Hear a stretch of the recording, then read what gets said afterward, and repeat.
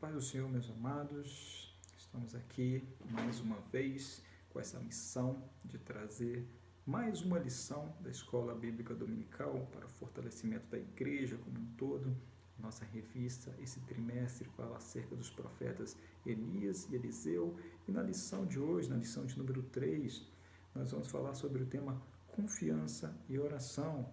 Olha só, quem de nós não precisa estar confiante nas orações para poder estar não somente enfrentando os percalços que a vida nos proporciona, mas para exercer funções para a qual nós fomos chamados. Então, tenho certeza que no final dessa lição, o Espírito Santo vai certificar no seu coração e te fortalecer ainda mais para estar exercendo essas funções, para estar muito mais confiante nas orações que tem feito ao Senhor. Amém? Então, sem muita demora, nós vamos aqui para o versículo de fundamento dessa lição, que fica lá em 1 Reis, no capítulo de número 18, versículo de número 44. Diz assim a palavra de Deus: E sucedeu que, a 7ª vez, disse: Eis aqui uma pequena nuvem, como a mão de um homem, subindo no mar. Então disse ele: Sobe e diz a Acabe: Aparelha o teu carro e desce, para que a chuva não te impeça. Nós vamos falar aqui de um versículo que é bem conhecido da igreja, que o profeta Elias, ele estava ali demonstrando toda a sua confiança, toda a confiança que ele tinha no Senhor, para que mais uma vez a glória de Deus fosse manifestada na vida dele por meio de um milagre. Então nós vamos dar sequência aqui na lição, e se necessário for, com certeza será, nós vamos voltar em alguns versículos aqui da Bíblia, especificamente nesse livro de 1 Reis, tá bom? Então vamos lá. O primeiro tópico aqui da lição, nós vamos ver que fala sobre a 7ª oração de Elias.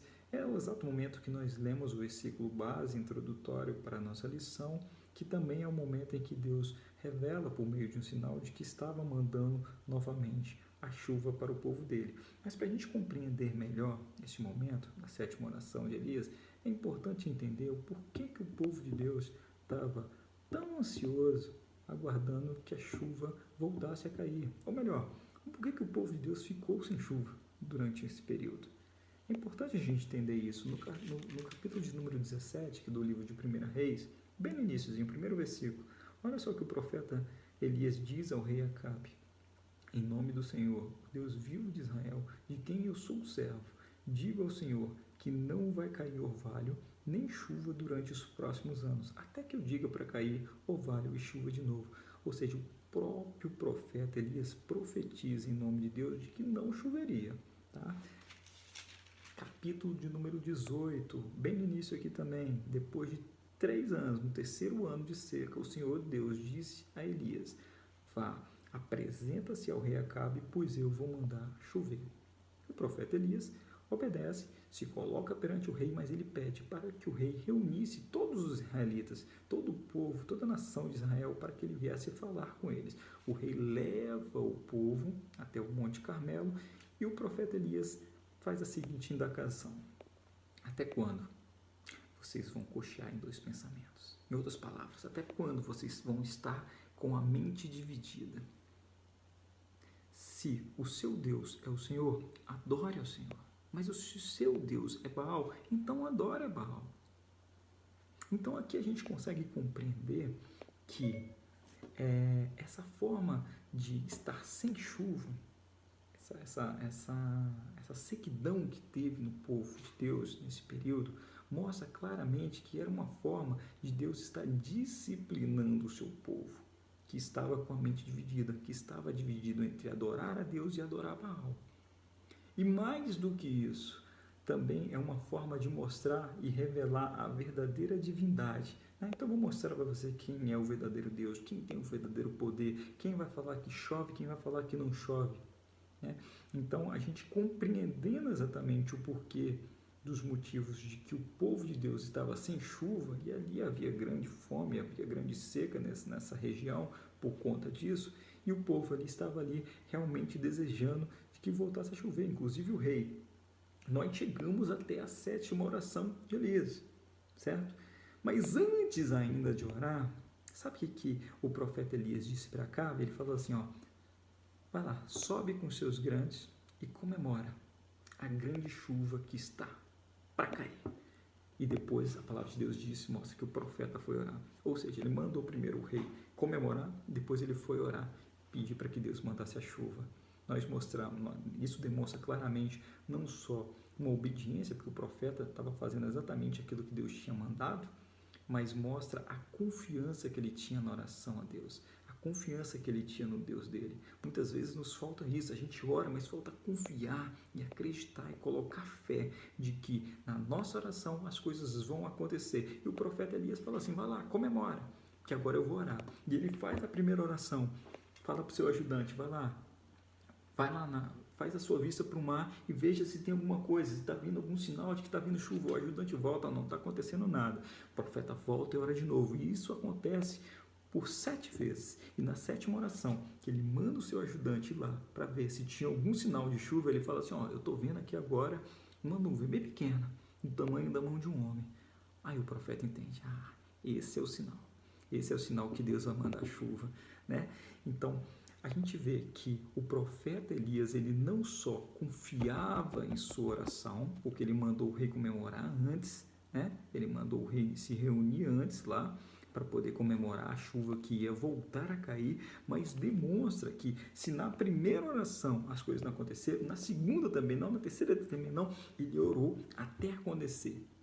Ele orou até acontecer. Então ele tinha confiança e ele tinha perseverança. Isso é ter a segurança de que Deus, no momento certo, vai agir em nossas vidas, né? Então ele insistia porque ele conhecia o Deus dele, né? Aqui na nossa lição, o autor comenta, ele faz um destaque interessante, que ele fala que nessa oração é possível que o profeta estivesse fazendo autoavaliação de sua vida a fim de que viesse a pedir perdão por erros, a fazer uma reflexão do que dele estava impedindo para que Deus respondesse a oração, né? Para que pudesse perseverar, mas perseverar de uma forma com qualidade em sua oração. E aí sim, na 7ª vez, depois dessa perseverança, depois de insistir, Deus responde a oração dele, manda a chuva e demonstra que estava com o profeta de Deus. Dando sequência na nossa lição, o tópico de número 2, que tem o título O Quinto Milagre. O primeiro tópico a ser destacado aqui, né? O primeiro ponto que a gente pode destacar aqui é a importância do servo, do ajudante. Enquanto o profeta orava, o ajudante ia lá, via, trazia informação e eles tinham aquela sincronia. Quem seria esse servo? Apesar da Bíblia não dizer exatamente o nome desse servo, aquele que vai lá e ajuda o profeta, o comentarista na nossa lição, ele cita um outro renomado comentarista chamado Raymond Brown, e esse comentarista ele faz uma associação direta de quando Elias foi arrebatado e deixou para trás a sua capa e o seu ajudante. A sua capa, que tem ali um significado claro da porta dos milagres, e o seu ajudante chamado Geazi. Então ele faz a associação de que poderia ser Geazi, esse ajudante que estava com o profeta Elias lá. Mas, independente do nome do ajudante, é muito legal, é muito importante a gente destacar como um discípulo precisa de um discipulado. Como um homem de Deus precisa de uma pessoa caminhando ao seu lado, de repente que não tenha tanta experiência, para que ele venha passar algumas coisas, não só de seu ministério, mas de experiência com Deus, experiência de vida. E de repente hoje você é esse discipulador que precisa estar passando uma experiência, tem alguém, Deus coloca uma pessoa do seu lado, para que você venha não somente ensinar aquilo que você aprendeu da parte de Deus, mas demonstrar, inspirar para que ele olhe e veja um homem, um profeta de Deus ali, verdadeiramente acreditando e tendo confiança nas suas orações. Mas de repente não, mas de repente você é o discípulo, né? Deus te coloca hoje numa posição de que você precisa aprender com pessoas que Ele tem colocado na sua vida, né? Para ser seu líder, para ser seu pastor, para ser ali uma pessoa que te passa determinado conhecimento, determinado aprendizado. E a gente aprende como é importante essa passagem, não só de experiência, mas de repente uma passagem também de ensinamento que vem da parte de Deus. Então a gente vê que o servo é de muita importância, porque na vida de um profeta, na vida de um ministro, de uma pessoa que se coloca à disposição de fazer o chamado de Deus, de fazer a obra de Deus, é muito árduo. Tem momentos que é muito difícil, então Deus coloca pessoas na sua vida para te ajudar, né? Ainda que essa pessoa que venha te ajudar seja neófito, né? Novo na fé, tenha fé ainda no início, incipiente, Deus coloca essa pessoa com um propósito na sua vida. Então valorize essa pessoa que Deus tem colocado para te ajudar. Ou se você é essa pessoa que está ajudando alguém em determinado ministério, valorize esse momento de aprendizado, que eu tenho certeza que Deus tem muitas grandes obras para realizar na vida de cada um de nós. Então, esse é um primeiro tópico que eu gostaria de destacar aqui nesse segundo capítulo. Mas, outro ponto a se destacar aqui o profeta Elias, ele, apesar de ter vivido todos esses milagres na presença de Deus, de ter falado nessa autoridade, de ter afrontado o rei em nome de Deus, chega um determinado momento da vida que ele simplesmente tem medo e foge, né? Esse é um outro ponto a ser destacado aqui, porque a gente costuma olhar esses heróis da fé, grandes homens e mulheres de Deus ao longo da história, grande profeta como foi o profeta Elias, que falava em nome de Deus como poucos, que viveu milagres de Deus em sua vida como poucos. A gente sempre olha para eles com um grande fascínio, né? Nossa, que homem de Deus, né? Que intimidade com Deus. E a gente simplesmente esquece por alguns momentos de como eles são humanos, né? De como eles são humanos, de como eles têm momentos também de fraquezas. E isso nos ensina que independente do momento de manifestação do poder de Deus na nossa vida, independente da forma que Deus exerce os milagres dele na sua vida, por meio do seu chamado, independente de tudo isso, como nós dependemos diariamente do poder de Deus na nossa vida, como nós dependemos de Deus diariamente para estar vivendo isso. Porque momentos de fraqueza todos nós temos, porque somos humanos, e grandes heróis da fé demonstram ao longo da história da Bíblia, aqui representado pelo profeta Elias, de que também passam por isso, né? Porque o profeta Elias, ele encara um rei de frente, ele encara 450 profetas de Baal, mais 400 de Azerá, ele encara momentos de solidão em que é alimentado por corvo, ele manda parar de chover, ele manda chover, cai fogo do céu, tudo isso, e chega um determinado momento que ele simplesmente tem medo da morte, porque ele tinha matado os profetas de Baal, e sabe o que foi que Jezabel disse para ele? Aqui, 1 Reis, capítulo 19, versículo de número 2, aí ela mandou uma mensagem a Elias com o seguinte recado: que os deuses me matem, se até amanhã, essa hora, eu não fizer com vocês o mesmo que fez com os profetas. Falou assim, matou meus profetas? Tudo bem, vai morrer também. E nesse momento o profeta Elias foge, ele sente simplesmente medo e foge, né?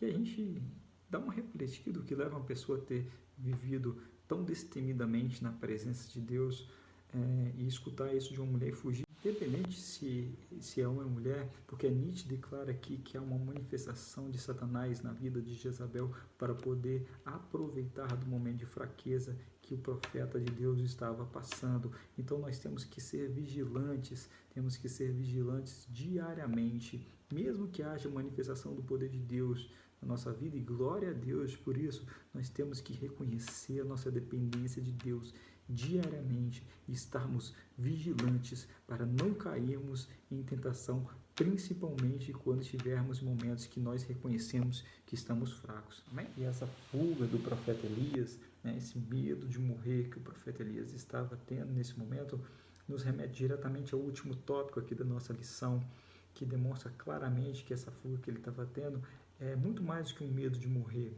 Era algo espiritual, era algo afrontoso da parte de Satanás na vida dele.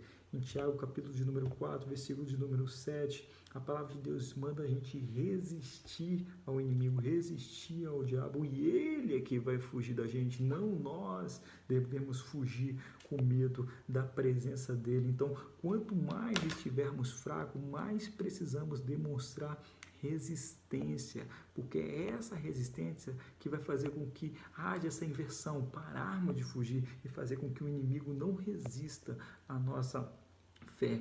E a nossa resistência ela está ligada diretamente à nossa fé, em acreditar. E isso o inimigo não pode com a gente. Tá bom? Paulo escreve lá em Tessalonicenses 5, versículo de número 17, orai sem cessar. Isso não quer dizer que nós vamos ficar ali também 24 horas orando, mas é 24 horas tendo a certeza de que a presença de Deus está em nossa vida, ter a certeza de que um passo que damos, temos a certeza de que o Senhor está indo com a gente. Isso é importante, porque o profeta Elias, em determinado momento, ao fugir, ele se esquece, né, de tudo aquilo que Deus é capaz de fazer e livrar ele desse medo e dessa morte. E um outro aspecto importante a ser destacado aqui é que na caminhada do profeta Elias, pelo caminho ele deixa o seu ajudante. Pelo caminho ele deixa o seu moço, o servo, dependendo da versão da Bíblia que se tiver aí.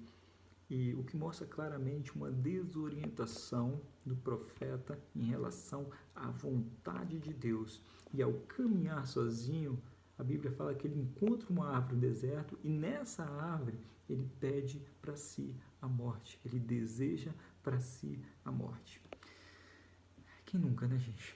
Quem nunca, no momento de fraqueza, no momento de tristeza, de desânimo, vem pedir algo para Deus que venha se arrepender depois? Que não pediria se tivesse um momento de força, de comunhão na presença de Deus. De repente o que você pediu foi mesmo a morte, de fato a morte. Ah, mas não foi uma morte física, mas de repente uma morte espiritual, né? Que você não quer mais fazer essa caminhada, você não quer mais exercer esse chamado, está difícil, estou cansado de fugir.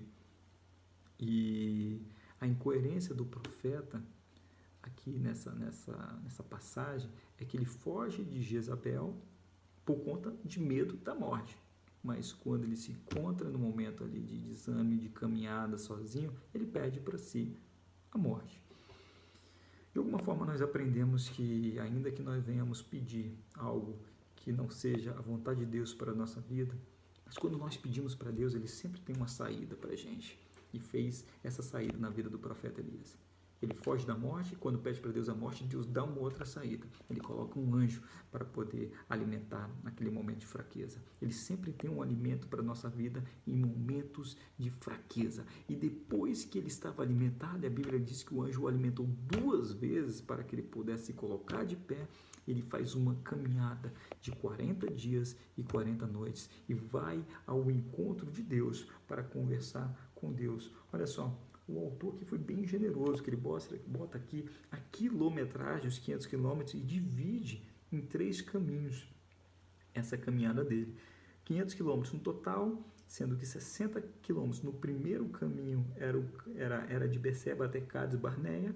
O segundo trecho era de Cades Barneia até o deserto de Zin, que seriam 390 quilômetros, e por fim o deserto de Zin até o Monte Sinai, onde ele se encontra e conversa com Deus, que são mais 50 quilômetros. O autor também destaca aqui o como ele teve que enfrentar 3 caminhos perigosos. O primeiro, uma guerra entre os cananeus, que estava vendo.